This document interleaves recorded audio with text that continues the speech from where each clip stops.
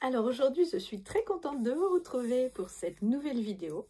On va parler du programme Aquarellise et on va parler en fait d'une technique que j'utilise beaucoup, que la plupart des personnes ne connaissent pas, mais c'est comment couper un papier aquarelle sans ciseaux. Donc ça, est-ce que vous avez déjà eu à le faire? Est-ce que vous avez l'habitude de le faire? Parce que le papier aquarelle est un papier assez épais. En règle générale, il fait à peu près 300 grammes. Vous savez que ce papier, vous savez, tout autour, c'est un petit peu dentelé, donc ce ne sont pas des papiers qui sont coupés vraiment nets.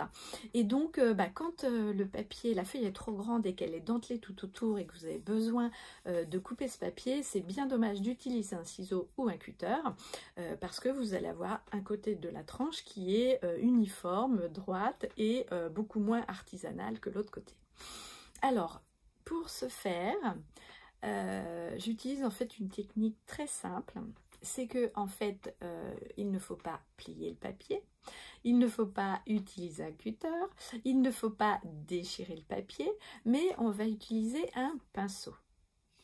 Alors pourquoi je dis ça? Parce qu'en fait le papier aquarelle étant très épais, il est rempli de fibres de papier, fibre comme une fibre de tissu en fait, et quand vous utilisez un pinceau mouillé, vous allez pouvoir justement positionner le pinceau sur l'endroit que vous voulez séparer et comme ça vous allez mouiller l'extrémité du papier et jusqu'à l'autre extrémité du papier pour pouvoir mouiller le papier.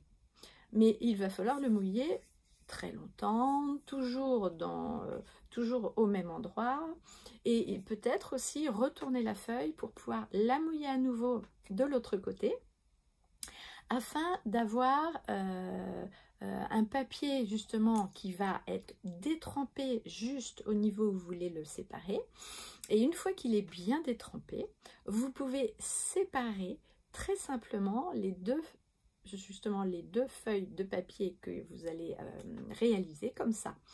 Donc il va y avoir des petites craquelures, il va y avoir justement une petite dentelle qui va se mettre en place, qui sera cohérente avec l'autre côté de votre feuille et non plus une tranche bien droite qui justement, ce serait vraiment dommage d'en arriver là pour mettre en valeur vos créations. Donc j'espère que cette petite astuce vous aura plu, que ça vous aura aidé. N'hésitez pas à mettre un like, n'hésitez pas à vous abonner à ma chaîne. Je vous en dis plus très bientôt. Aquarellise, ça commence dans une quinzaine de jours. Si vous êtes intéressé, mettez-moi un petit message. Et puis je vous dis à très vite.